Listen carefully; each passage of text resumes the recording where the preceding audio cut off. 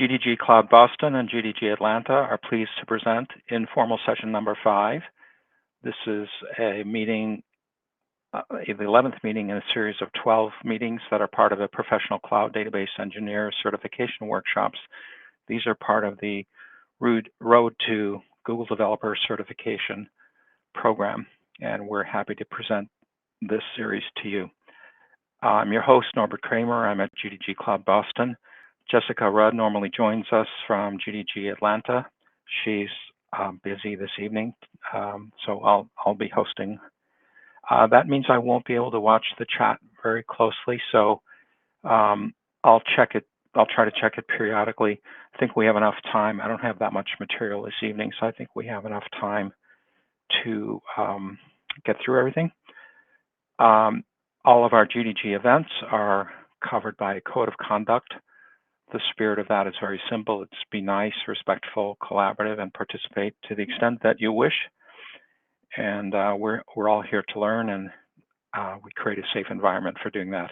The formal version of that is kind of a legalese document. You can read that if you want to. It's the link is there available. I will publish the video after this event to YouTube, and I'll also be publishing the slides, so you don't have to copy these links or get the QRs right now in real time. You can always get them later from the slide deck. A few housekeeping notes. I just mentioned that we will record these events, and we post everything to YouTube, normally within a few days. Got a little behind because I was traveling to a conference, so I'm caught up now. We did have 2 sessions where we were not able to make recording. I think on August 6th, if I remember the date. Yeah, 2 weeks ago. Jessica led the event.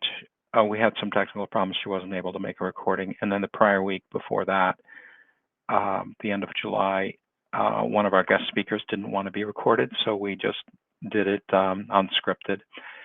As always, the link to the slide decks will be in the YouTube description, so you don't have to go searching for that separately. And a Google Doc will be provided at the end of the series with these links and other information that Jessica is tracking as we go through all of our weekly workshops. Jessica has been grabbing off the important links and putting them into a document. That's because our Slack channel is a free version of our Slack workspace is free, and that keeps history only for 90 days. Okay, we'll have a meeting checkpoint at 7 just to make sure that we don't overflow and go past 8. I don't think we're in danger of doing that this evening, but we do have the checkpoint at 7 just to make sure we're on track. August 27th will be our last meeting. We're calling that the grand finale. I'll say more about that toward the end of this meeting. What's our agenda for today? Quick review of last week. I have an AlloyDB demo, which is partly finished, and I'll show you what I've made progress on with AlloyDB. It's an interesting question that I want to pose to you, and I wasn't able to finish the demo on time, and so I'll show you what I have. Then we'll review our progress in our overall learning path and take a look at Skills Boost quickly. We'll have time for Q&A at the end if there are any questions about any of the material that I've introduced or any of the Google Skills Boost materials. And then we'll have a little bit of planning for the grand finale. Spoiler alert, we have some swag that we want to give away. Jessica and I have not yet decided exactly how we're going to do that, but we can discuss that a little bit this evening, and then we'll have a plan worked out before next week so that we can have a swag giveaway next week. Okay, quick review of last week. I mentioned that Google Cloud Spanner, which is the globally available relational database, has added the graph capabilities to it. And this has been in the news rather continuously. It's kind of a big deal that Google's promoting. And so I just wanted to call out, there's a link at the bottom that has the scanner graph. I call it the scanner graph page, where these announcements are made, and these images are from that page. So There are a couple of use cases, 4 or 5 use cases on that page that are important. The one on the left is building a knowledge graph. This is becoming more important in the age of AI. It's a way to provide grounding of responses that are produced by foundation models or large language models. This is one way to improve the quality of those responses through grounding. On the right side is another use case called recommender. And if some of you may know that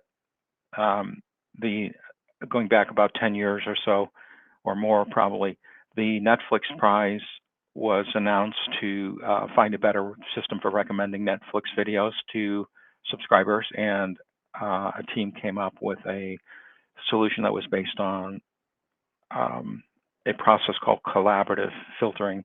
They came up with a nice algorithm for doing that.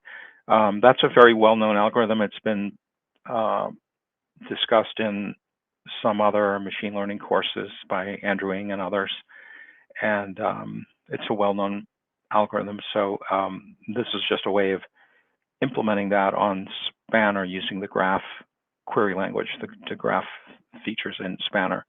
And then finally at the bottom, I don't have a graphic for it, but there's something called GraphRag that takes, it's just kind of a marketing text here, takes retrieval augmented generation or RAG to the next level by grounding foundation models with rich contextual information stored in a knowledge graph. Now, it doesn't say exactly what that means or how to do it, but the pattern on the left there, the image on the left is the knowledge graph, so that GraphRag is tied into that knowledge graph. I haven't investigated this myself yet, but it's the edge of what's really new features coming into Spanner, and it's where I'm going to be focusing my learning in the next few weeks, is to figure out what this GraphRag is all about.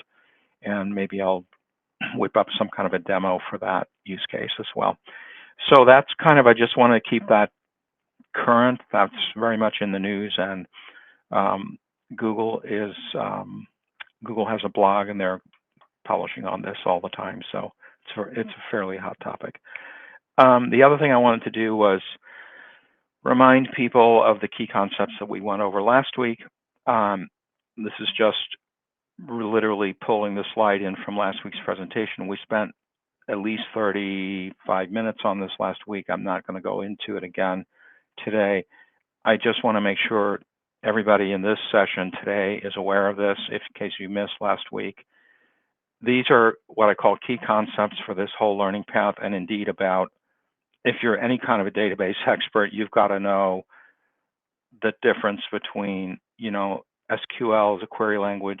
It's not a database product. It is particular not. Microsoft SQL Server is not called SQL, right? That's a very commonly used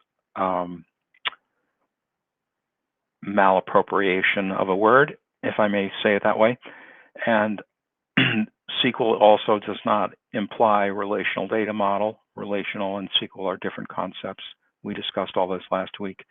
If you need a review on this stuff, go back to the video that we made last week, or just DM me. I will happily walk through any questions, or you can ask Q&A in the Q&A today. We can bring this up. I don't want to spend 30 minutes on it, obviously, again, as we did last week, because we really went through this very deeply last week. The last three rows here, you must have a clear understanding of what row-oriented versus column-oriented means. So row store versus column store, or row orientation versus column orientation. These are both subtypes of relational databases. Just because you're a column store does not make the product a NoSQL database. It is still relational because it has tables. And finally, at the bottom, we have the column family, or wide column, which is Bigtable and HBase, Apache HBase. Very important to know that these are 3 different storage formats. We went through this last week, and that's all I'm going to say today. Last week, on this version of the slide I had last week, I said that Vertica, in the 4th row, I said Vertica was the first commercial product to have a column store. That's not really true. There were Sybase IQ and other systems had column store tables prior to Vertica. Vertica is the first commercial product that combined a column store with massively parallel processing. And it also brought a lot of other innovations to the marketplace. So it's a very important product in the history of MPP or analytic databases. And Vertica is still a viable product that's owned by a company called OpenText. It's no longer an independent company, but it's owned by OpenText now. So enough of that. I'm going to show you some progress that I made on AlloyDB demo. The question I was getting at, we discussed how AlloyDB is an example of an HTAP database, or a hybrid transactional analytical processing type of database. So it can handle both relatively high frequency of small updates, like small inserts, small deletes, small inserts, updates, and deletes are the types of writing that we do to a database. And in a transactional system, those are usually affecting a small number of rows, and they're often wrapped in transactions. They should be either implicit or explicit transactions. And so we have this other class of database called analytical databases, of which in Google Cloud, BigQuery is the most scalable product in that space. Google calls BigQuery their enterprise data warehouse. I think it's not quite the right word, but I don't want to go into that right now. The AlloyDB database gives you a Postgres interface that can handle both transactional and analytical queries, not at the scale of Spanner for transactions, and not at the scale of BigQuery for analytics, but it gives you a nice combination of having both in one system and pretty large scale. And so what I wanted to do was cook up a demo database where I could actually demonstrate the difference in query performance when I'm doing an analytic query. In other words, if I do an analytic query against the row store in AlloyDB, and then I do the same query against the column store in AlloyDB, for an analytic query, I should get a much bigger boost in performance when I run that against the column store tables or column store columns, right? So I wanted to actually demo that, and I also wanted to show the amount of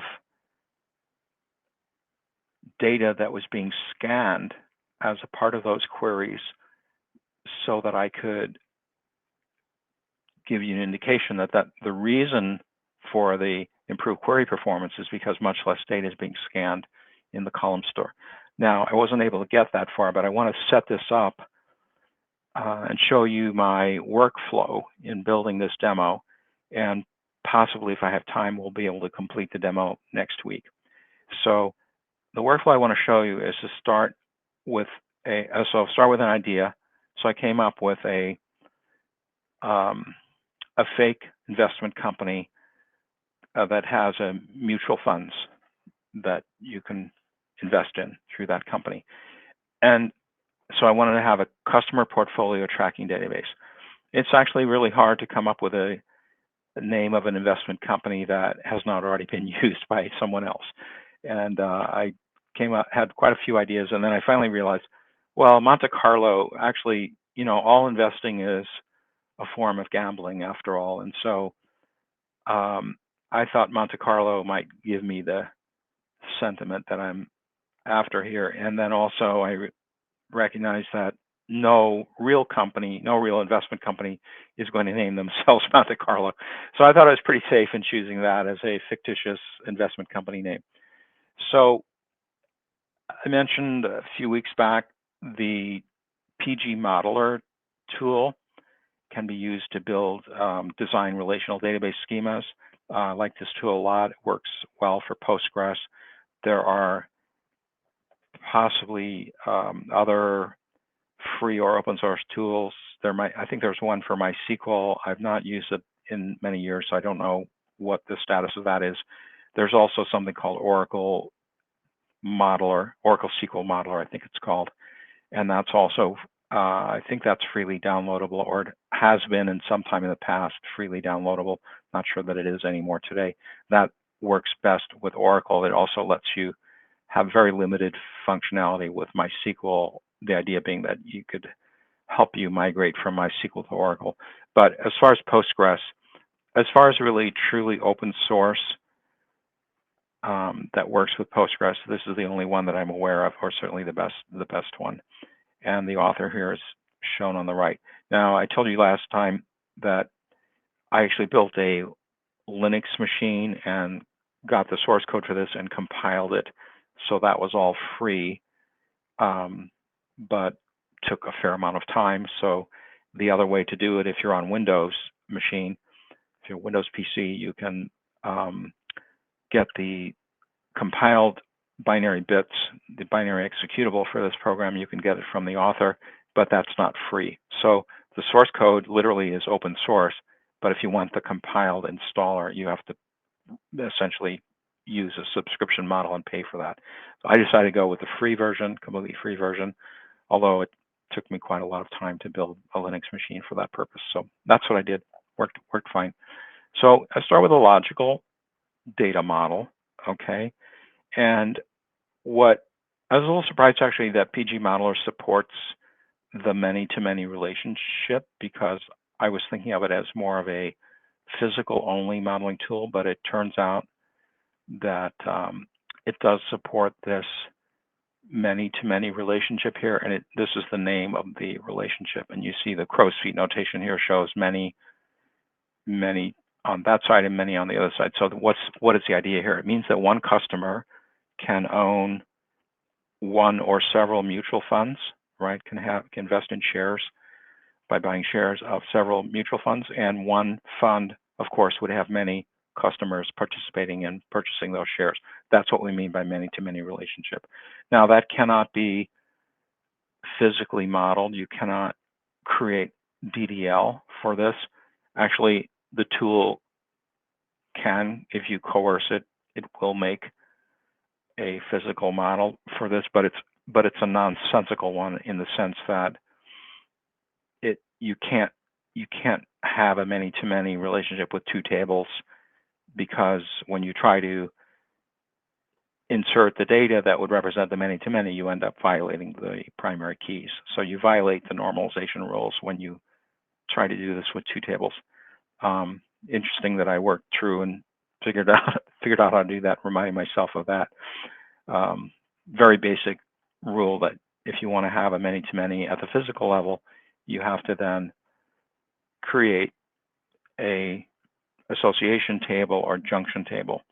So that's what I did here. So you have the same two tables on the outside, customer and fund as before, but I inserted in the middle an association table called portfolio.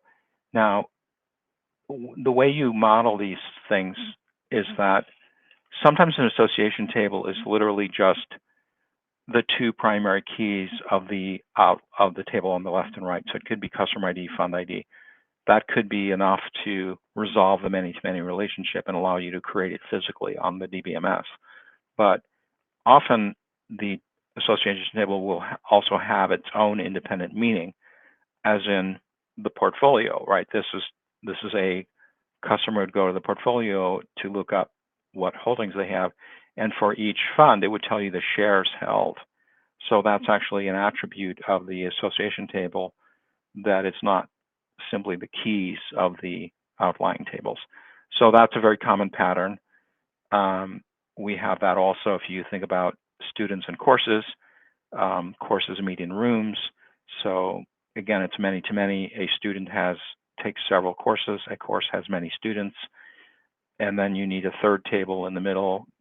You could call it the roster or the scheduling table, something like that. That association table would have probably the room number and the time of the course meetings, and that again, is an example where the association table has its own attributes that are not just the keys.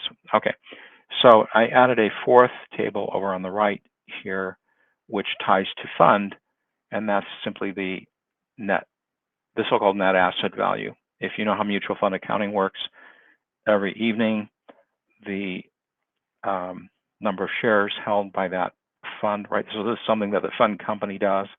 They sell and buy shares all throughout the day, and then at the close of business, close of the stock market, typically, they will mark to market. They will capture the number of shares that they're still holding at the end of that day and figure out the prices. And from that, they calculate something called the net asset value of the mutual fund, or usually called the NAV. And these are published in the newspaper. They're readily available. You can look them up on Google Finance and Yahoo Finance and places like that. So in this case, I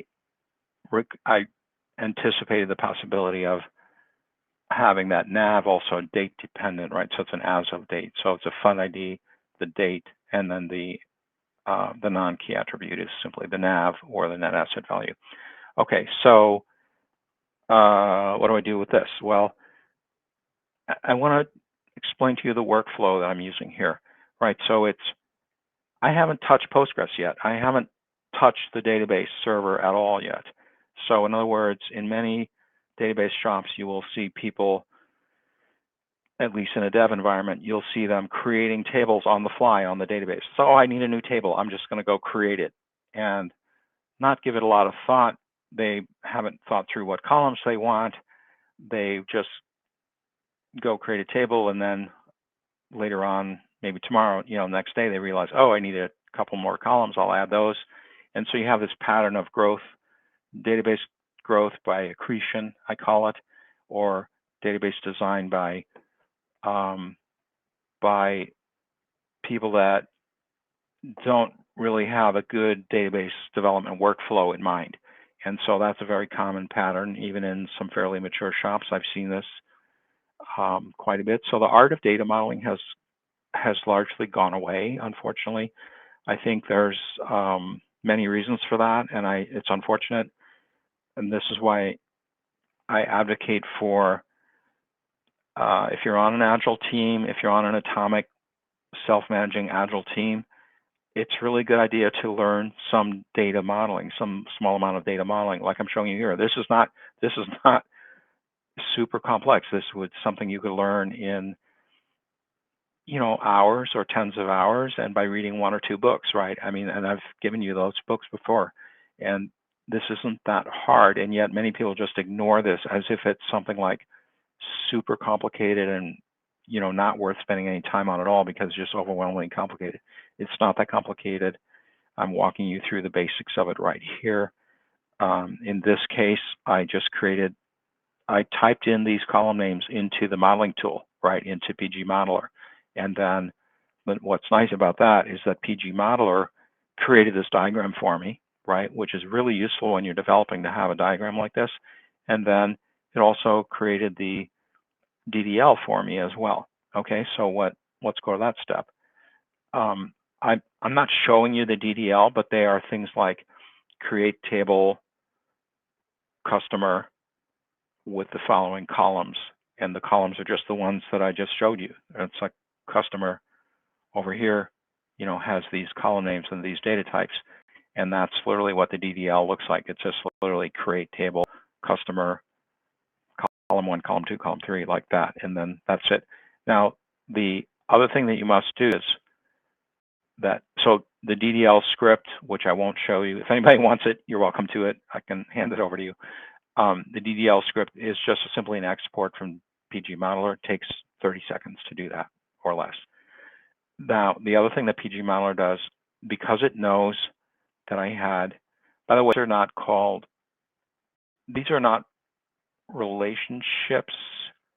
These are foreign keys. And so in this modeling tool, there is a difference between a relationship and a foreign key constraint. I'm not entirely sure why that is. I tried to model it first as a relationship, and it was doing things that it was it's called foreign key migration. So when I created a relationship here, it was copying over the primary key of this table and putting it in as a additional column on this middle table. That's called foreign key migration. It's a good feature when you want it, but I already had created my columns here, so I didn't want the extra copy of that column to be migrated over by the modeling tool. I'm not sure, it could be that I'm not really an expert on PG Modeler, so it could be there's a better way to do this. I ended up modeling this as just as foreign key constraints, which are shown with a very similar notation, the crow's feet notation. So it amounts to the same thing. They're also named for you as relationships, relationships. And they're implemented as foreign keys in the DDL. Now, if you think about it, sorry, I'm bouncing back and forth here. These tables are created. This is the create table, and then the alter is adding the primary key. So the table is first created without the primary key, and then that column is adjusted to become a primary key. The other thing is being done here.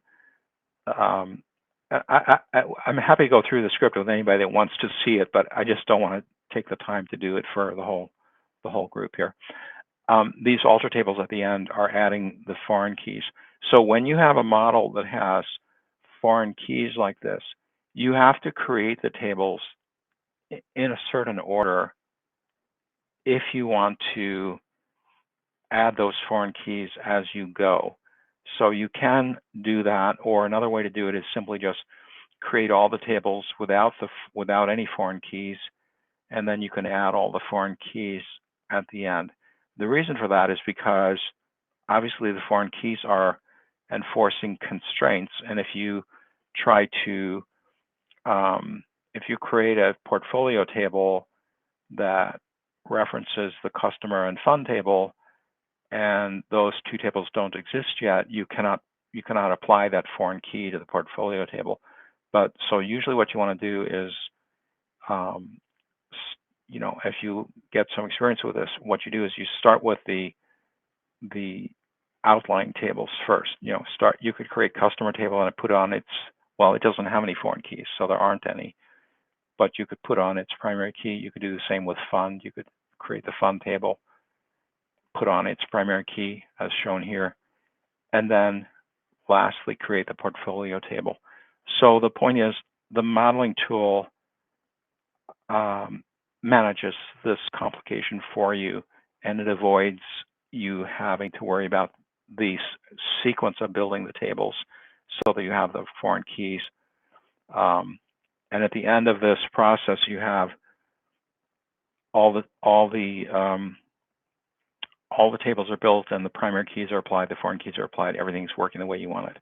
Now, the same thing happens when the next thing I did is I generated some synthetic data. And Jessica's not here this evening. She's actually an expert on this synthetic data generation.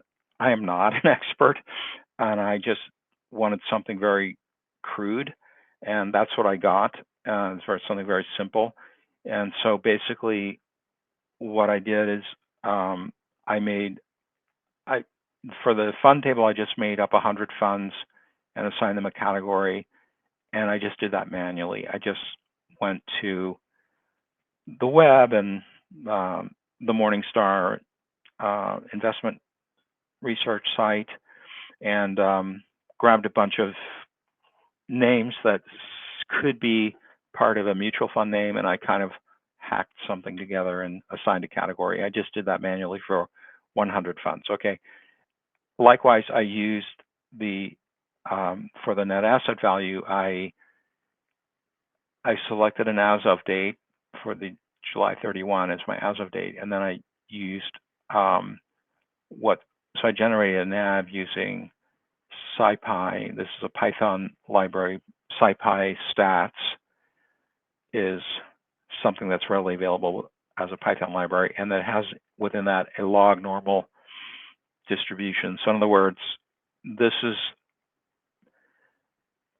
not a normal distribution like a standard normal curve, because a lot of things are share prices and many other things are not distributed that way.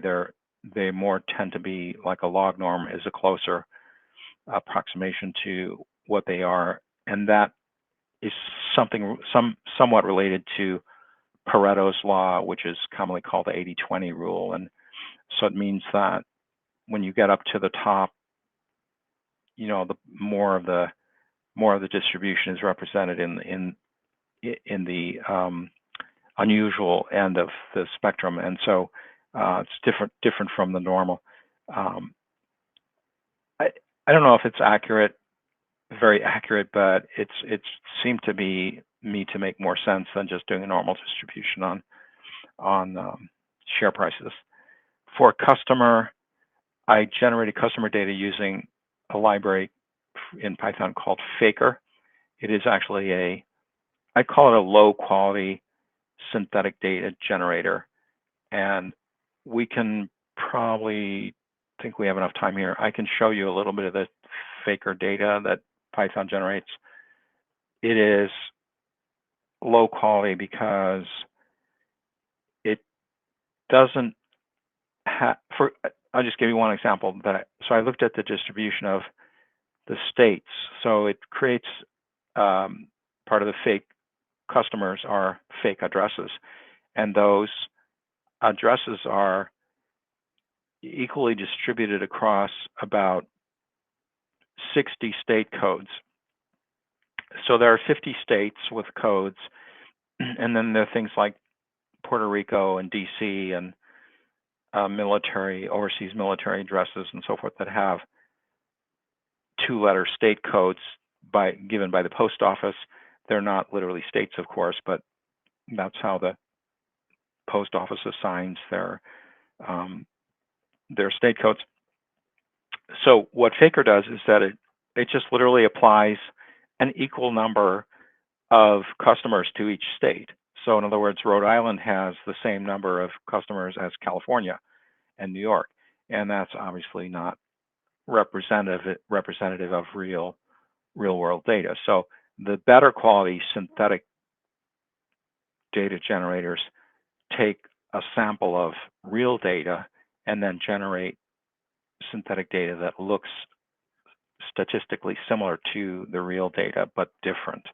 Okay, so that is what separates a higher quality synthetic generator from something like Faker, which is just perfect for somebody like me that's just hacking around here. So then for the portfolio, right, which is the holdings of each customer, I said, well, I went in a loop and I picked up each customer. I said, assign a number from 1 to 10. That's how many different funds that customer happens to hold, right? So 1 to 10. Then for each of those 1 to 10, whatever that number was, let's say 3, I randomly select from the 100 available mutual funds, I select 3 funds, again, randomly.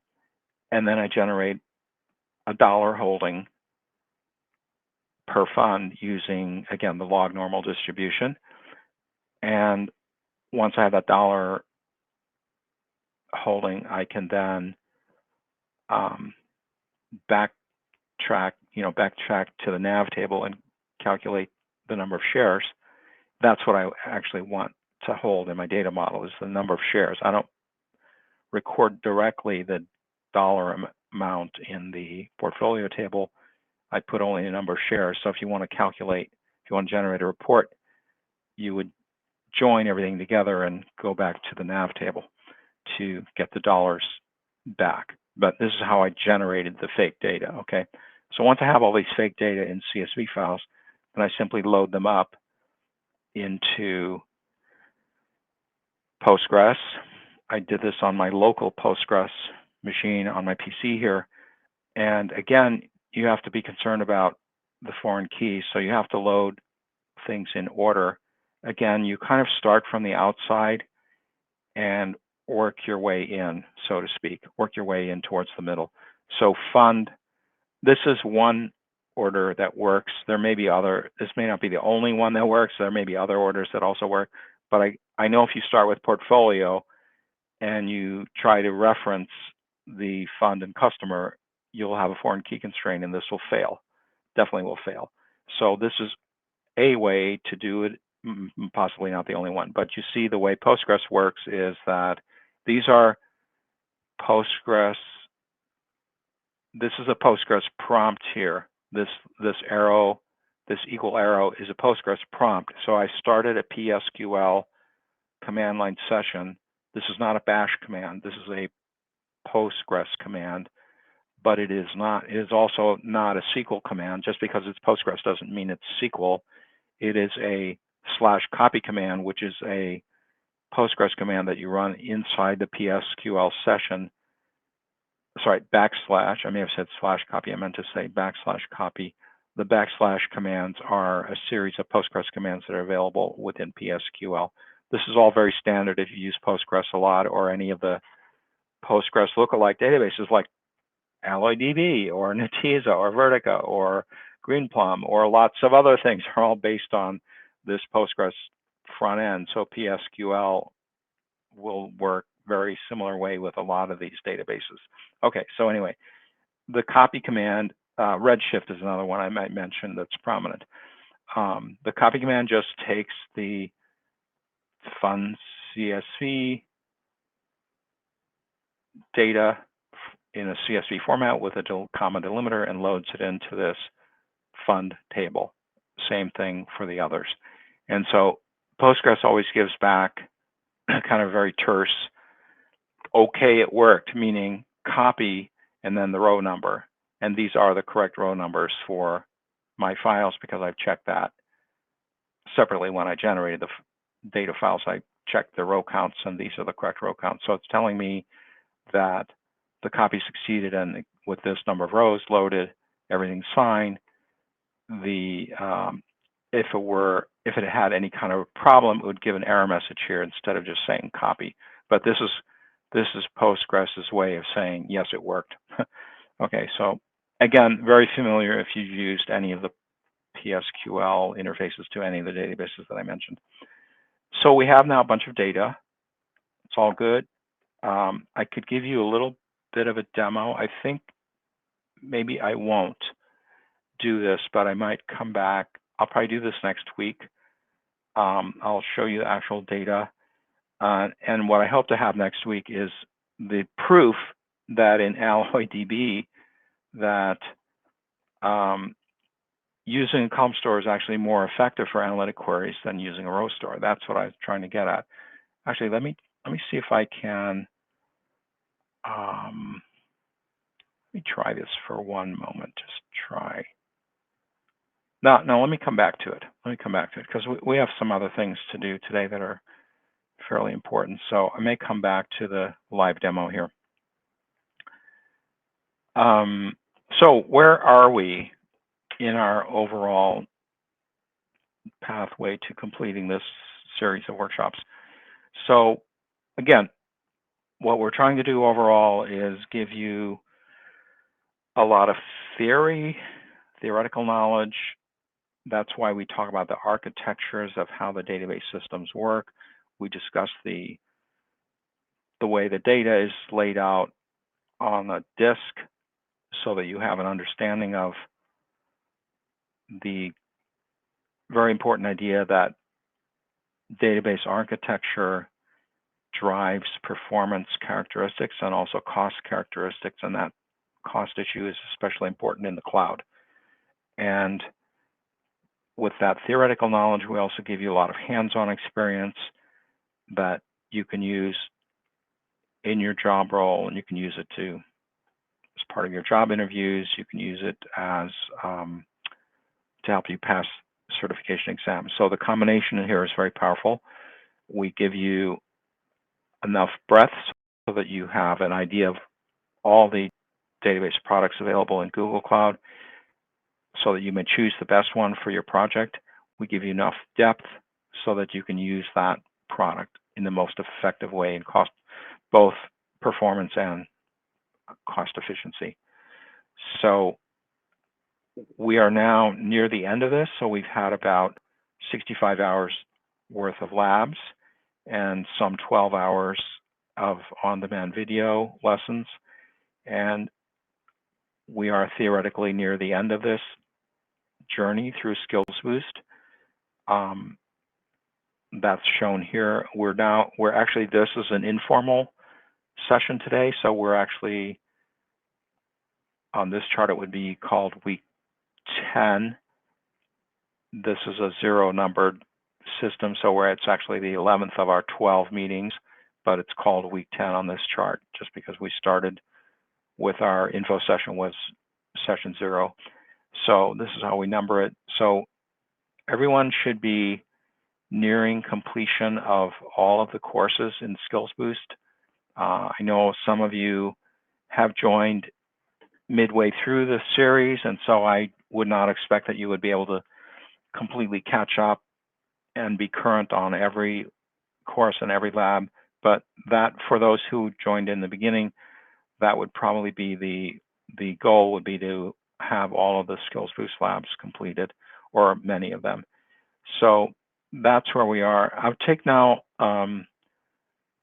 take a pause for questions. I'm assuming that people have access to Skills Boost. People, there was a rollover at the beginning of August where you should have got a new email and your Skills Boost access should have been renewed. I've not heard any discussion on that on the Slack channel, so I'm assuming that everybody that wants to use the Skills Boost for labs is able to do so. But if I'm checking now checking the chat now since Jessica's not with us this evening. Linda's here, nice to see you again. The PG Modeler, yeah, so as I mentioned, PG Modeler is, technically it's open source. So if you are running on Linux and probably on Macintosh, you can build it from the source code that is freely available, and then in that case it's free. If you're on Windows, it is not typical to have a compiler, a C compiler. Most of us Office users don't have the compilers installed and all the dev tools, and I don't think the free ones are not ones that I like to install on my Windows machine. Let's put it that way. There is, for example, Cygwin and other tools like that, which I found were rather disruptive to my Windows environment. So I didn't like to install those C++ compilers on my Windows machine. And it's very rare that I have to compile anything for Windows anyway. So my choice that I made was, I had an old laptop, I installed Linux Mint, and I then got the source code for PG Modeler and installed it and built it. So, and for me, that was free, except for my time was a lot of time spent on it. Good question about, it nominally supports Postgres only, but you might be able to use it for other databases. Depends on the data types, usually is where you get the differences. So you could actually certainly use the graphical features to lay out your tables, and you would have the column names there. A lot of databases are, so-called ANSI SQL compatible, so there should be some data types that are compatible across the various systems. But I know, for example, SQL Server has some data types that are different from Oracle. Oracle has varchar2, which is the most commonly used string data type. Postgres calls that just varchar, and Oracle has one called varchar as well, but it's not used anymore. It's deprecated. So there are differences like that. You could potentially have a sed script or something like that to do global edit. You could produce the DDL. You could produce Postgres DDL, and then after generation of the DDL, you could just run it through a post-processing step and just convert the data types to the ones that you want. The other thing that I've tried to do with this tool is use it for MPP systems like Netezza and Redshift, And that also has some limitations because I don't think the PG modeler supports directly partitioning or data distribution, as I like to call it, but it's called on the TISA it's called distribution key, and so you would probably have to add that or somehow post-process it or somehow hack that into your model somehow. I don't know how to do that. I ended up, the last time I used a modeling tool with Netezza, I ended up using a commercial tool it's called Aquadata Studio. It's from a company that's called Idera now. It was so Idera formed from Embarcadero and possibly acquired some other companies along the way. So I don't know the entire history of it, but I used the Embarcadero tools a long time ago, 25 years ago. I probably was using Embarcadero tools. Back then, they were extremely high quality. They're really good. And so I've always liked Embarcadero and Idera. And this Aquadata Studio has a version that at the time cost $500 for like 1 year worth. So that one actually had support for Netezza and Redshift, which is what I was working on it. So at a $500 price point, I can go to a manager and say, look, this is going to pay back within 2 weeks, right? Because you know, it's just so much easier to have the tool generate DDL than having me write it, right? So it's like you can make the case that a commercial tool is worth getting, even if it's just going to be used for one project. The other tool that is prevalent is a cloud-based tool called SQL DBM. I see a lot of chatter on LinkedIn about SQL DBM. I'm connected with some of the people who work at that company and others who use that in the data warehousing context. It's also a high quality tool. I think it may have a trial version, like for 2 weeks, for example, maybe a 2-week trial, but it does not have a free version.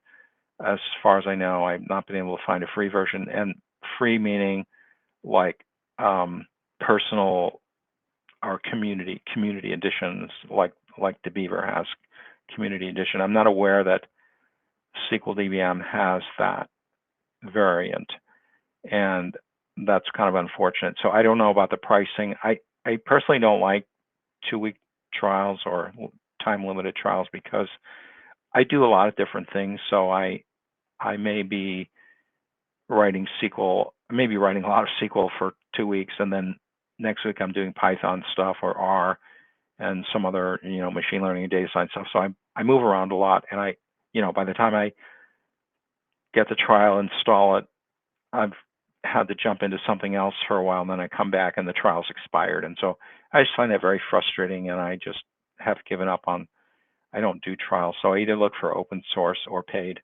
And that's just me though. I mean, if you have a specific need in mind, you could definitely go with that. Okay, I hope that answers the question. Are there any other questions about any of the stuff that we've covered?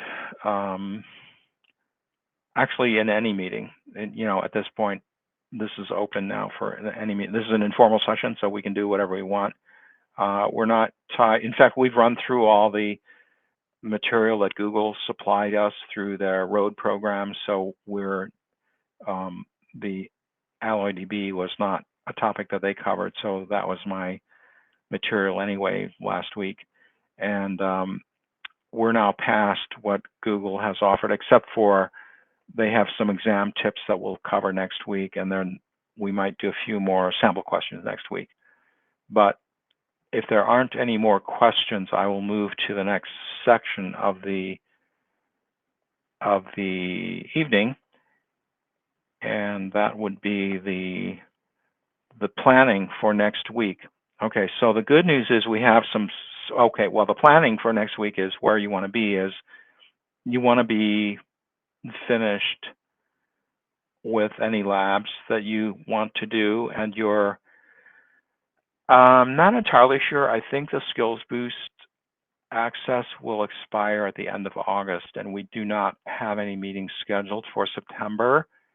And so therefore, I think that the Skills Boost access is granted month by month. It usually happens automatically in the background, so it's not something I've had to pay attention to, but I did get an email on the 1st of August, so my impression is that it will probably expire at the end of August. You're still not completely out of luck, though, because you can then switch over and become a Google Innovator, which is free, and Google Innovators get 35 credits per month. Okay, so starting in September, you should be able to become an innovator, and that should give you the 35 credits that should be tied to your same Gmail account and the same profile. You know, the Credly profile and everything should carry over if you use the same Gmail account. So I definitely recommend that you become an innovator no matter what, even if you don't. You know, you have 700 labs or 800 labs in Skills Boost that you can go back to and try them at any time, and the 35 credits is enough. It's not a huge amount. It's not as much as you've had during these 12 weeks, but it is enough to satisfy your curiosity about how something works, or if you want to explore a new area, you want to try some Gen AI stuff, you want to try out a Kubernetes cluster, whatever, you've got the 35 credits there per month. Okay, and we will keep the Slack channel open as much as we can, right? It will expire after whatever messages are there will start rolling off after 90 days, and we'll have we'll keep watching Slack for a few weeks to see if there are any follow-up questions. You can always find me on LinkedIn or DM me. I'm pretty easy to find, right? So all of our videos, to the extent we're making videos, they'll all be on YouTube. That'll be persistent. Jessica will have the document that we will put into a persistent location. Right now, it's probably just in Slack. We will move that to a permanent location. All of our slide decks are going to be kept for, I'll say, at least a year. I don't, you know, I'm not sure what happens 5 years from now or 10 years from now, but I'll say at least for a year, we'll keep everything going. And so let's take a look at next week. What I want to do is grab some testimonials from anybody that's willing to do one. These are, I've DM'd a few of you on Slack, and I've had a couple of volunteers have agreed to do either written testimonial or a brief video. And so let me back up. The first thing I want to do, and we'll do this next week, I want to get everybody on the call next week just to, if you're comfortable turning your camera on, you can do that. At a minimum, we'll have everybody unmute, and then I just want to do a big shout out. And what we do normally is we use the GDG symbol with our fingers, and we just do that, and we literally just go, "Thank you, O'Reilly," okay, like that, just because they're one of our partners, and I'll get to that in a minute. We do that also for PACT, and we do it for Skills Boost. And so when we did this last year, it is something that they value very highly, and it builds our relationship with them, and it means that we get more books the next time we ask for them. So that's what we want to do, is just basically thank our partners. We want to, if you feel like doing some kind of a testimonial, the question I would ask is, you know, what did you find valuable about the workshops? What many of you are here for the 11th meeting, the 10th or 11th meeting, so you must be finding something here that's interesting to you. And so you could just write a couple of lines, and we'll try to capture those. And or you could make a brief video. You can do the video on your own. You can do a selfie video recording, or we can help you anytime during the week, or we can do them next week if you want. Just very, very short. We find that these are really effective. We're going to edit them into some kind of a collection of videos and just we'll post them on YouTube. So just be aware that we're going to publish them. They're not just for our meeting group consumption. They're for publication on YouTube. So whatever you feel comfortable doing, that would be really helpful. So the swag giveaway, the good news is that we have 6 exam vouchers from Google. We have 10 books from O'Reilly, physical books, and we have 6 ebooks from Pact. And we've not yet decided how we're going to give them away. For example, do we say must be present to win, or maybe not? I don't know. If somebody went to 10 sessions and they weren't able to join next week, I don't want to exclude them. So I need to work through this with Jessica. I'll do that this week, and we'll have this figured out by next week. But just for now, we have 6 exam vouchers from Google. If you paid for these yourself, they would be, each exam attempt costs $200, as many of you know. And so the exam voucher avoids you having to pay $200. So that's a good thing. The books that we have are this one, Architecting Data and Machine Learning Platforms from O'Reilly. It's by, I can't quite read, oh yes, I can. These authors are Marco Tranquillin, Valiapalakshmanan, and Firat Tikainer. I don't know the 2 of the authors. I do know Valiapalakshmanan is very well known in the community, in the Google training community, and in Google in general. And as he says, everyone calls me Lak, right? So Lak is a really great guy. He's done a lot of training videos on Skills Boost. I don't know if they're still there. They may have replaced them now with newer ones. Okay, that's our 7 o'clock marker. We're okay today on time, so I'll keep going. And then we have 6 ebooks from Pact. This is called Database Design and Modeling with Google Cloud. So very relevant to this learning path and similar to some of the workflows that I've showed you this evening on the MyDB Alloy demo that I didn't get to complete. By the way, it took me with the faker, the faker and the log normal distribution stuff, I spent about at least 6 hours generating the data, even though it's a tiny little data set, right? And then a few hours, a couple hours at least, generating the model. So I put some time into it, but it took me longer than I expected, actually. So anyway, we'll possibly come back to that next week. So how do we decide who gets what? That's the great question here. So for the exam vouchers, really the question is, are you prepared to take the exam? And did you attend most of the meetings, and did you do a good chunk of the labs, right? And so it's possible with the number of people, we have 15 on this evening. It's possible that maybe only not that large a number would be competing for the vouchers. So, okay, the vouchers are the most valuable thing here that we're giving away. So there might be some competition for them. However, we think that there may not be a lot of competition, and maybe we can just give everybody a voucher that wants one or needs one. And so similar for the books, we have 16 books altogether. That's probably, so there's probably enough swag for everybody to get something.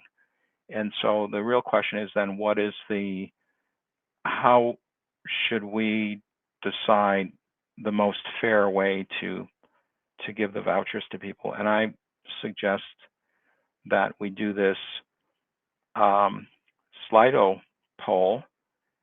I think you can,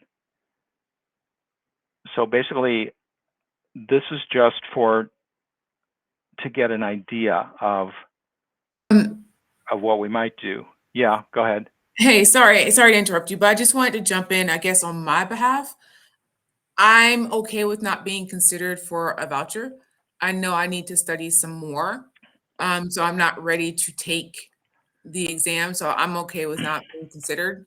And I can pick up a book. So if that helps you in your decision-making Yeah, process, gives more that's kind of opportunities for that. what I'm getting at, is that, I know some people joined this series like in the 6th and 7th and 8th week, and so I would expect that they're probably not going to be ready to take the exam. So what I'm suggesting for this evening, and we may fine tune this and do something else next week, but I'm suggesting that if you attended 6 workshops, if you completed half the labs, and if in your estimation you think you're going to be ready within a month, then put your name in for the voucher. And then I'm proposing we do that now as a Slido, and then see if we have 6 or less, then we're done. Everybody gets a voucher that wants one.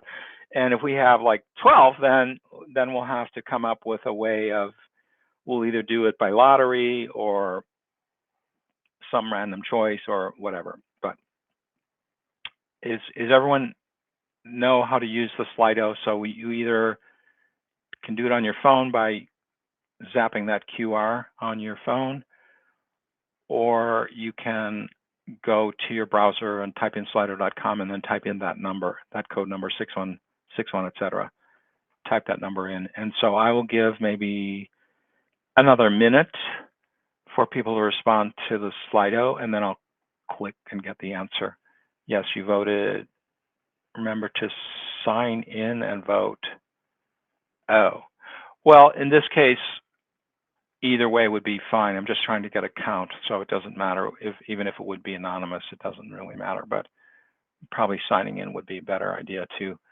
So this is just for reconnaissance information gathering. Okay, I'm not saying that this is how we're going to do it. I need to really work through this with Jessica this week, and we'll figure this out.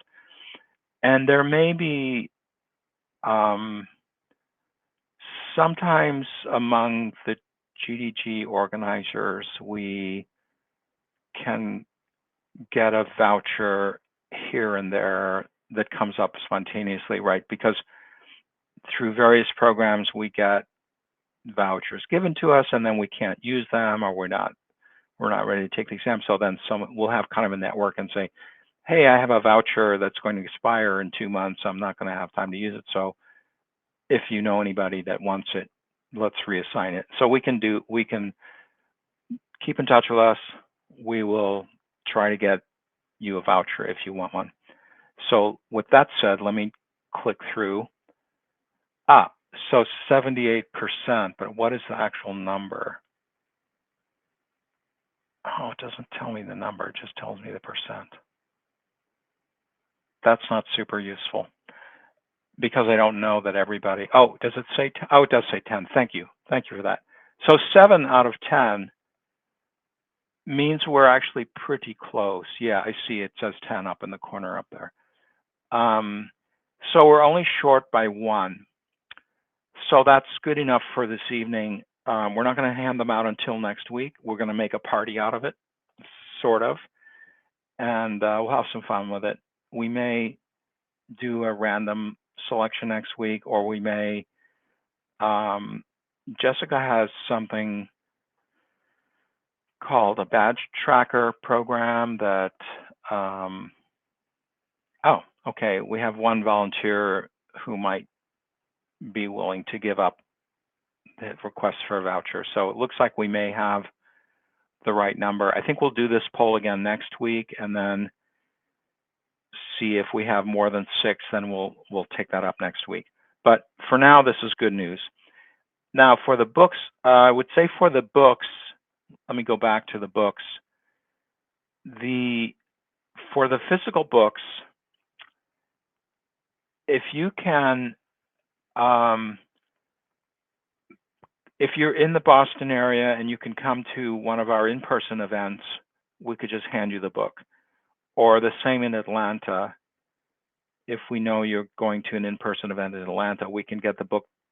I'll mail them down to Jessica and she'll give you a book in person.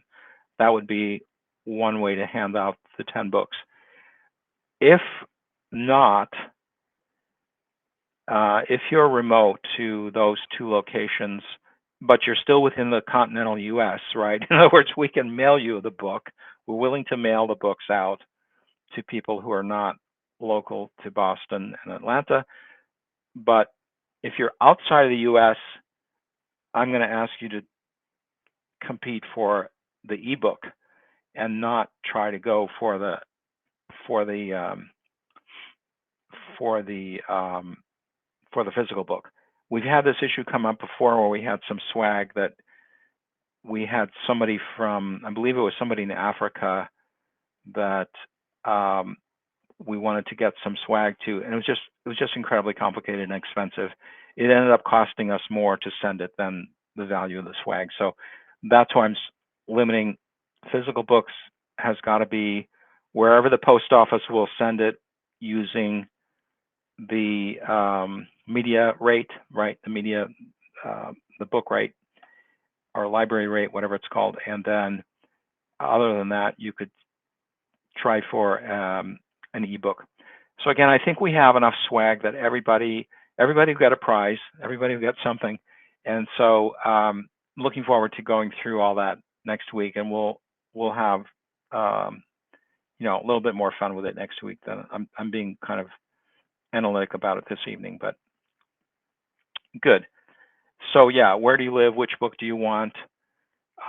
Take a look. I will record this evening. I'll put the recording up on YouTube. You can take a look at the book titles, decide which one you might want, and then so forth. So I think that is it. There's a link to the badge for participating in the workshop. If you haven't done it before, you can click on that, click through to that. Again, I don't actually have the link in here. So the best thing would be to go to the slide deck when they're posted later this week, or go back to the last week, the slide deck from last week, which has the same slide the same slide is on the end of every meeting. So you can go to any of the older slide decks and pick up this link and get your participation badge for this event. So I will then, think we can stop here for a lot of people can drop off if they want. If you want me to do a little more on the DB Alloy demo, I can go back to that, but let me see if there are any questions. Do we have to send an email to get the voucher? We'll choose. Yeah, we'll probably coordinate the whole thing on Slack next week. So next week we'll do this poll again, and we'll see if 6 or less want a voucher, then we'll probably just grab your names right then and put them in the chat here on this, or maybe we'll do it in Slack.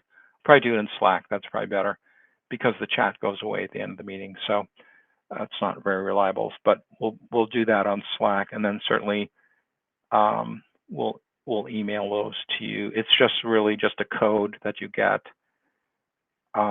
with a message. It's not, as far as I know, it's not very complicated. I think it works. I can't remember if I've actually ever used a voucher on a Google exam. I paid for several. I think I used one voucher once. I'm pretty sure it works pretty easily. Does anybody know if there's difficulty with the vouchers? I don't know. I think it's pretty easy to use them.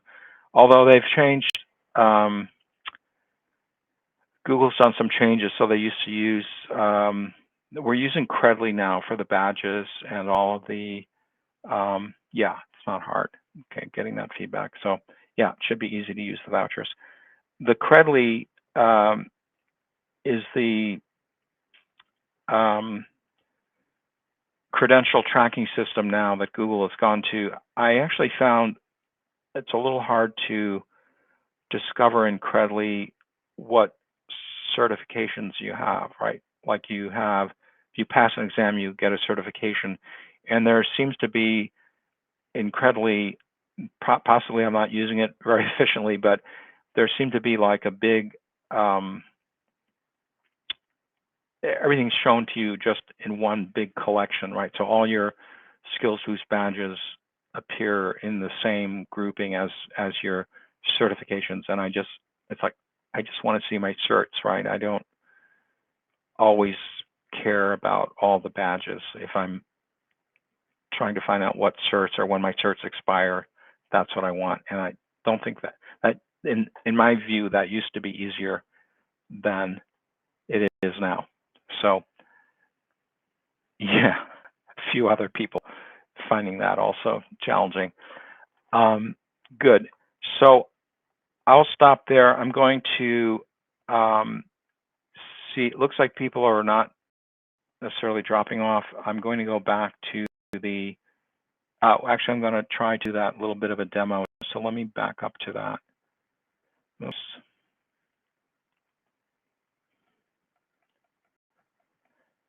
So maybe I should show you the data model again. Yeah, so that's our data model. I just want to show you actually let me just talk about what I was trying to do. My first thought was that the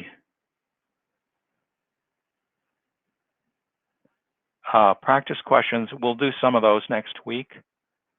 In the meantime, well, everyone has access to the 20 practice questions that Google supplies. Has everybody seen those?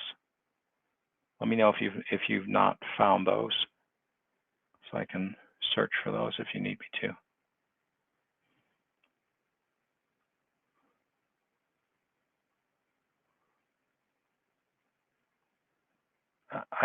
Yes, I'm assuming means that you know where to find them.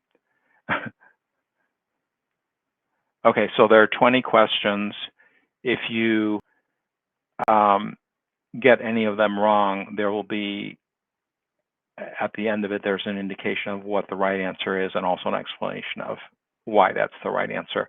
So unlike the questions that Google gives us for these workshops, which don't have we're not in every case certain what the right answer is, and in a couple cases we didn't agree. Some of the people on the call, like me and Jessica and Glenn, didn't agree with what the answer is that was provided, and there's no explanation given, so we couldn't really be 100% sure that we were right, but that's where we are. But we'll go through some more sample questions next week. It's really more about the strategy of how to look at a question and how to approach it, and how, I think as Walter said in his session, don't spend all your time on the first 5 questions, because possibly those are harder for you than the other ones. So you should look at how many questions you have to answer and use your time wisely, because it's usually, I think most people find that you cannot be leisurely about your pacing, but so there is time pressure, but there is enough time. If you keep moving at a good pace, there is generally enough time to get through all the questions. I've not had that be a problem where, gee, I just didn't get to the last 10 questions, whatever. That has not happened to me on these exams. I'm often with having not a huge amount of time left over at the end either, so I'm not saying that it's a cakewalk, but usually there is enough time. Anyway, getting back to this, what I thought was the column that made sense to me for comparing the row store to the column store would be kind of a numeric number that I would be summing up. So what I wanted to do was get the from the shares held and the net asset value, I could figure out the dollar amount per customer per fund, right? So, and by the way, in this model, when you're joining, these often you will join based on these foreign key relationships will give you a strong hint as to how you might write the joins when you're writing queries. And so, for example, the foreign key here, I can't show you, this is not a live view in the modeling tool, but this is just an image from it. But basically the idea here is that the customer ID here in the portfolio table references the customer ID in the customer table. And so that if you join these two tables, you're going to use customer ID to make that connection. Likewise, over here, you're going to use fund ID to do the joining. Here, you also have a join that's done on fund ID between these two tables. The point I'm making here is that you need not follow that entire path. If you just want the portfolio dollar values, you can go from fund ID, this fund ID over here, you can do a join directly to this nav table and get the fund ID over here. And you can bypass, you don't have to bring in the fund table itself just because that's where the relationships, the foreign key constraints are defined that way. That doesn't mean you have to make this intermediate stop here just because the foreign keys are set up that way. You can directly join this to this if you don't need any attributes that are on the fund table. Okay, hope that's clear, and I'll show you that example of that in a minute. But so what I thought I would do is where the column store is most effective is when you're doing a lot of aggregation or filtering on those attributes that are in the column store. So what does that mean? What are aggregates in a data warehouse or an analytic query? Well, they're usually things like sum, average, min, and max. Those are the most common, or counting, sometimes just counting, count star, or count some other value.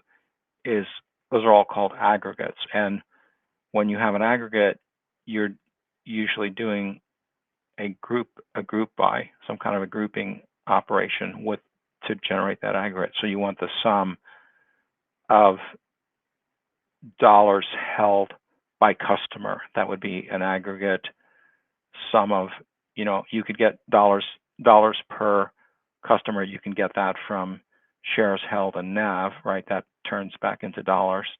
And then you can sum all those up and then do a group by customer.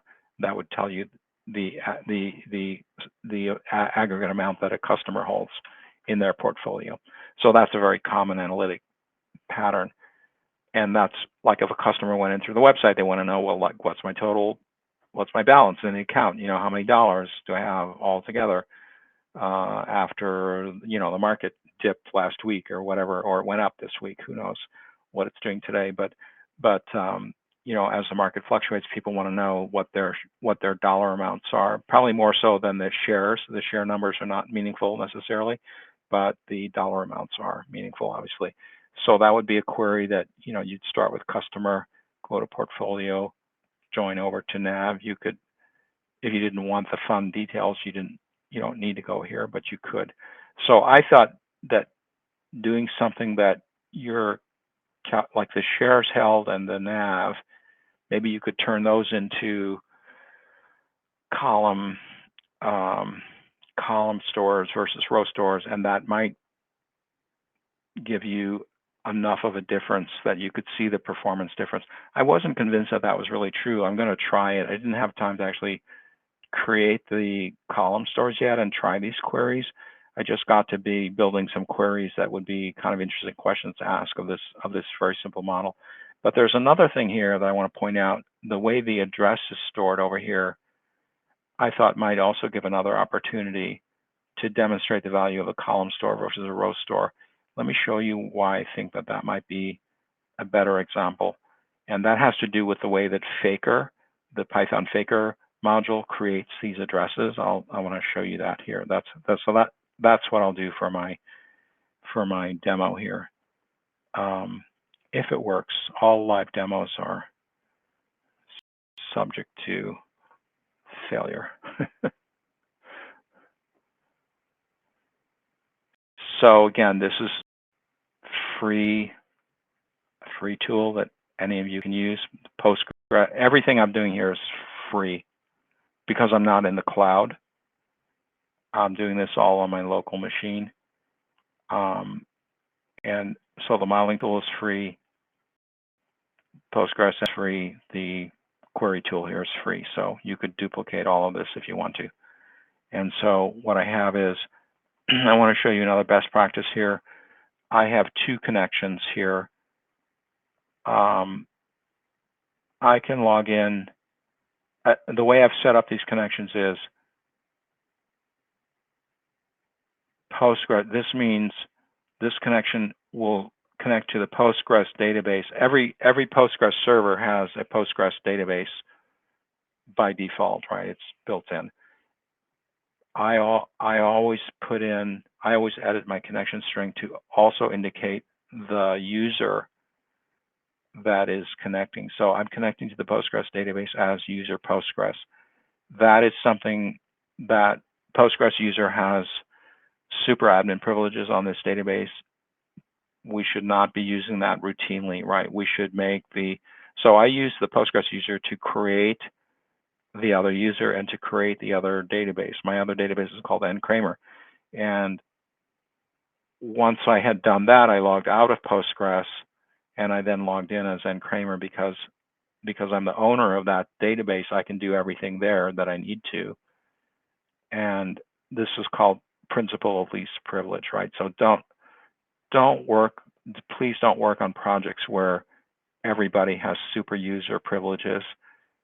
If you move that to production, well, first of all, you won't be able to move that to production as such, and it will be a nightmare for you to unravel all the privileges at the very end of the project. Look, when the whole project is done, and you then become the bottleneck between a completed project and deploying a project that has actually security built in, you do not want to be in that spot. So build your security in as you go.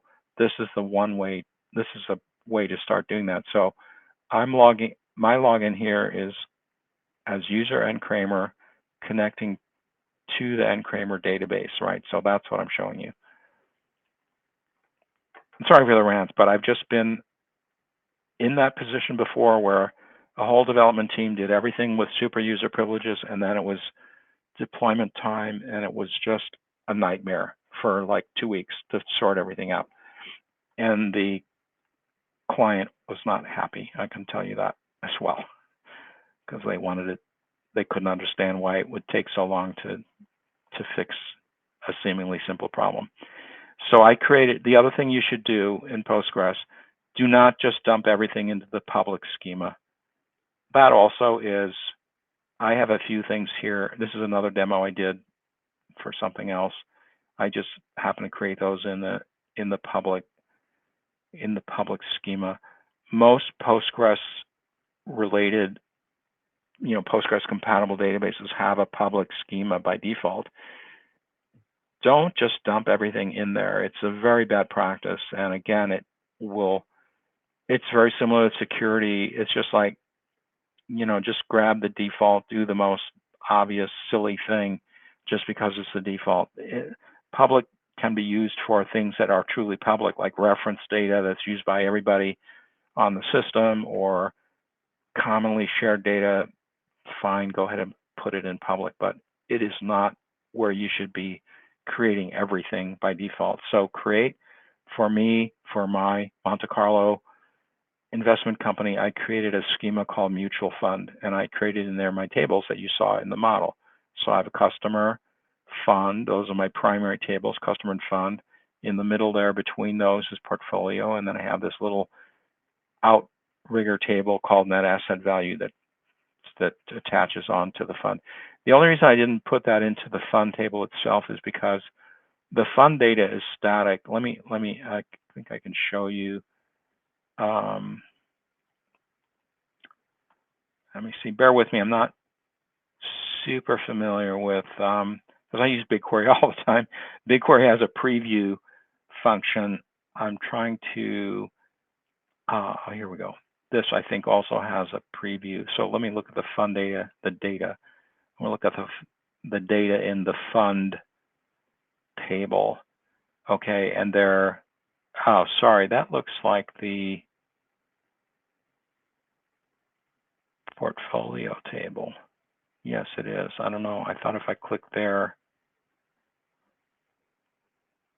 Does anyone know this tool better than I do? Because I don't use this that often.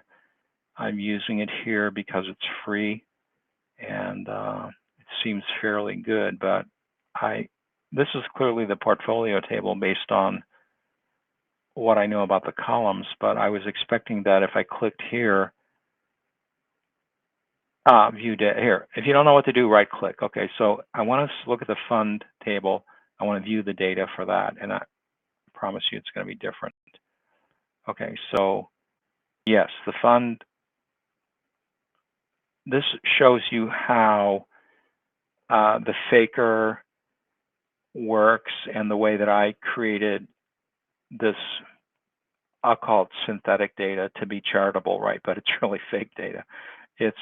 So this description comes from the faker text method, and it just kind of throws random English words into a few sentences, right?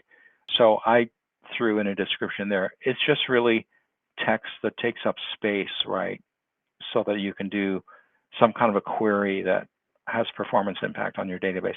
These ticker symbols are ones that I made up, right? And they're literally just 5 random letters followed by 2 random numbers, okay?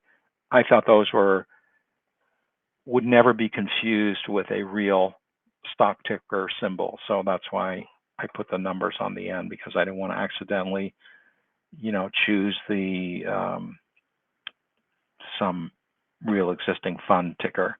Likewise, these names are, I made these up myself, but they're,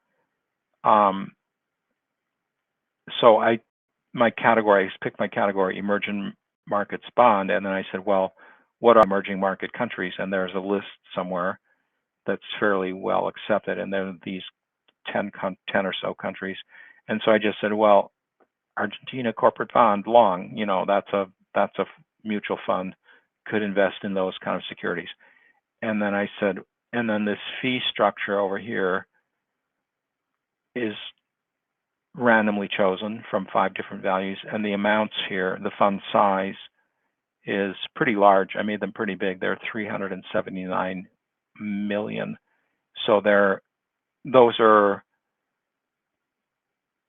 fairly large for, a lot of mutual fund companies are actually pretty small, but these, I decided to go on the larger side. These are not by anywhere, well, this one actually is pretty big, looks like $2 billion. That's getting into the range of some of the larger fund companies.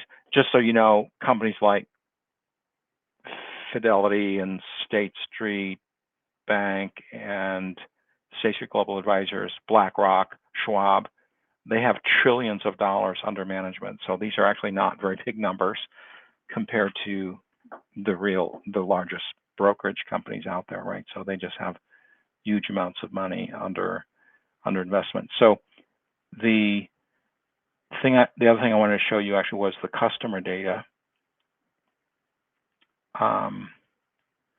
View data, right? View data. And so these are mostly made by the faker. Obviously the customer IDs are just serial numbers, right? They're just 0 to whatever. The names are made by the Python faker module. They're just literally faker.name, right? And then I don't know if they are ethnically representative of anything, or I'm not sure they match what is in the U.S., or they might be kind of tailored to U.S. because there are different dialects within Faker. You can say, well, I want Spanish addresses or German addresses, and I'm not sure if the names would also then be more matching to those localities. I'm not sure how that works, but the way the address is written here, again, I don't know if these are actual, these look like fake city names to me. I don't think these are real city names. The state codes are real. I don't think the zip codes match to these states. I don't think Wyoming would have a zip code starting with 1. And Arizona definitely doesn't have a zip code starting with 0. 0 is East Coast where we are, where I am. And so that's definitely not an Arizona zip code. So these are, this shows you the level of quality of this data, right? It's not meant to be used for statistics or machine learning. It's just obviously to take up space in a database for doing the kind of thing that I'm doing here. So what, the point I want to show you is that, again, I generated some, okay, so you got phone numbers in a whole different variety of formats. They're mostly US numbers, but not all, probably. Yeah, they all look like they're US, they're intended to be US numbers, but they're given in all different formats. So these are held as strings in the database, and this is how Faker generates the phone number data. And the same thing with the email. The email, so another criticism of Faker is that these email addresses don't match to the names. I don't think they do. Elizabeth Jackson and then Dwayne 89, you know, so they have nothing to do with each other, which is fine. I mean, my emails don't match my name either, mostly, so that's not a big deal. But just to let you know, again, it's, for some purposes, this would be considered really low quality data, and it is. And so then I have the notes over here, which is another text, faker.text field. And then I thought, you know, I just threw that in to take up space, basically, because what I'm getting at is here, if I'm reading a number of rows from a row store, I have to read this entire row. That's the point that I'm getting at. I have to read this entire row. I have to read across. So I could sum up the number of bytes here that are represented on this GUI. That would be similar to the number of bytes used to store this data in the database. It's not exactly the same, but it gives you a rough approximation of how much, like a varchar, these are mostly stored as varchar strings in the database. This is stored as an integer. So an integer will take, let's see, these are, I made these big int, which I think is probably 8 bytes on Postgres. I'm not certain about that, but on other systems, big int is the same as int 64 bits worth of storage, and that would be 8 bytes, right? So I'm not certain. I would have to, you know, I have to look that up to see if a big int actually takes 8 bytes. I think it does on Postgres. Varchar, these are varchar strings, basically. So these usually take up the length of the string plus a couple of extra bytes for overhead. That's the storage space on the database. Likewise, this would be the length of that plus some small overhead amount. And then all of these are strings, varchar strings, because a phone number should be modeled as a string data type, a varchar data type, simply because of what you see here, because it can be all different formats. It can have dashes in it. It can be, and it's not a number. It's not, there's no advantage of storing a phone number as a number because we're never going to do math on it. It doesn't make sense to add 2 phone numbers together and make something useful out of that sum, right? And likewise, I would never, like if I divided your phone number by my phone number, that's just completely meaningless. So we're never going to do math on phone numbers, or usually not ID numbers, right? It's like you don't divide one social security number by another to get anything meaningful out of that. So it's usually better to store these things as strings unless you're planning to do some actual math calculation on it. So that's the rule that we use for data modeling. Likewise, the notes here would take up whatever amount of space, length of this string plus some amount for overhead. So I wanted to just like add some filler material in here for the notes so that I would have enough data. So my theory was that if I read all these customer IDs out and I made some huge aggregate analytic query, if I did that with a row store, it's going to have to read, even if I only need the customer ID, it still has to read this entire row to get at that. And so that was one thought that I had. But how would I make that more efficient by putting in a column store? I don't think I want to put the customer ID in a column store. That doesn't make sense to me. And my guess is it may not be allowed, or probably not even allowed, because it doesn't make a whole lot of sense to do that, because it's not something, again, you're not doing any meaningful mathematics on these customer IDs. You're just using them as join keys to the other tables. And so like the sum of all the customer IDs is not something you'd ever want to know about. And these are usually not exposed to the UI in any case, right? They're hidden inside for database internal purposes. So what I thought was interesting about this was, though, I can parse out these. It turns out that each of these addresses, unlike the phone numbers are all many different formats, as you see, but the addresses here, it turns out, they always have the same number of commas. So they always have like a street, comma, city, comma, state, space, zip code. That's true for all of these.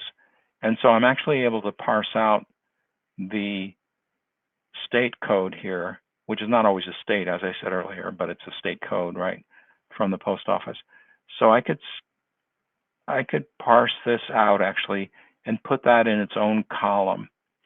And then if I wanted to do an aggregate query group by state, so let's say I wanted to look at the average amount that my customers held in their portfolios, and I wanted to see how that varies state by state. So I would do sum of portfolio value group by state.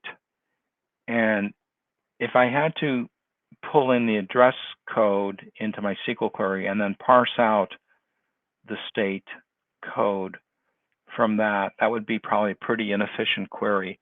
But if I pre-process that and pull the state code out and put it into its own column, that would be a much more efficient query. And then the secondary point is that if I made that into a columnar storage for the state versus a row store, then I might get some interesting comparisons across doing that analytic query based on the row store versus the column store. So that's where I was going with the whole idea of this demo.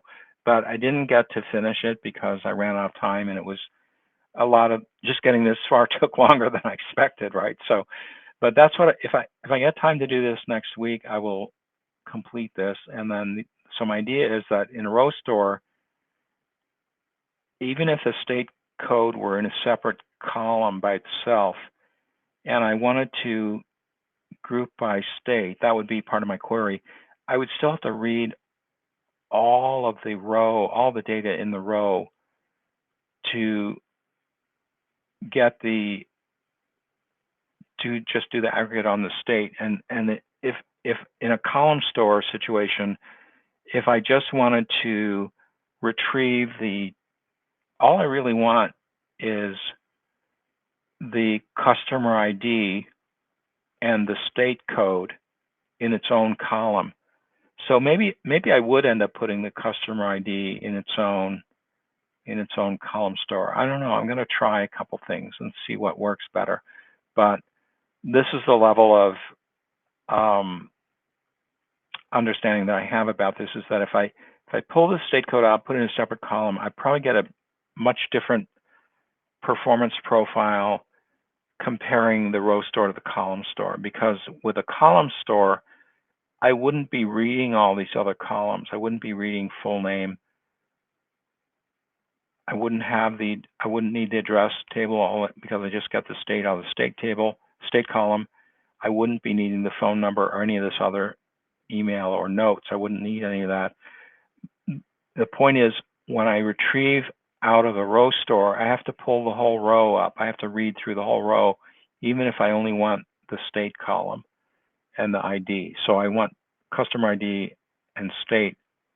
If I did that in a column store, it's probably going to be a lot more efficient than if I had to do it in a row store. That's my hypothesis. And I was trying to actually generate some numbers for that, both in query performance and also in the amount of data scanned. If I could figure that out from the query plan, it should tell me the amount of data that was scanned. So that's how I hope you're seeing how to think about these problems of, these are really architectural considerations of how the data is stored that we talked a lot about last week. When you move to the cloud and you get into large database systems, this applies to Bigtable, Spanner, maybe not always to AlloyDB, but when you get into the larger upper limits of what AlloyDB can handle, you're going to have to worry about performance as well. So it's just a general principle that I've observed over the last 5 years that, contrary to what a lot of people think, simply moving a database to the cloud does not solve your scalability problems.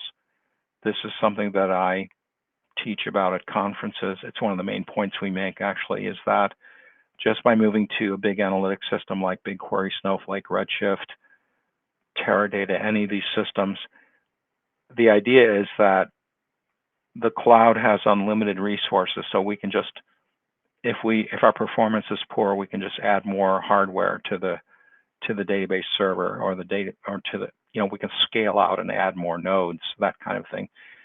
That works to a point, but first of all, it's very costly to think that way without more thoroughly understanding the issues at hand.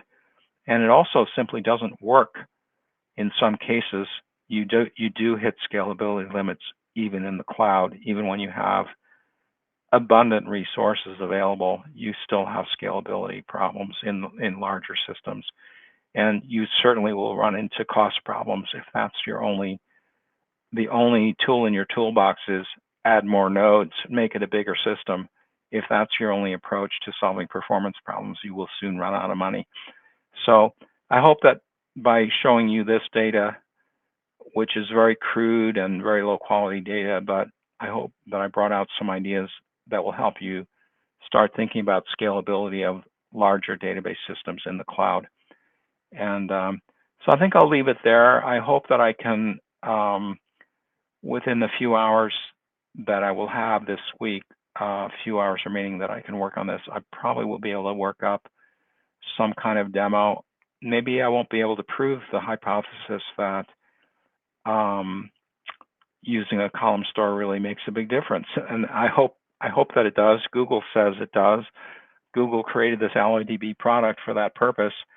And if I can't demo that fact, then I'll have to learn more about AlloyDB and find the use cases where it does make a difference, because I'm sure it's a great product, and I haven't used it much, but I'm hoping to learn more about that.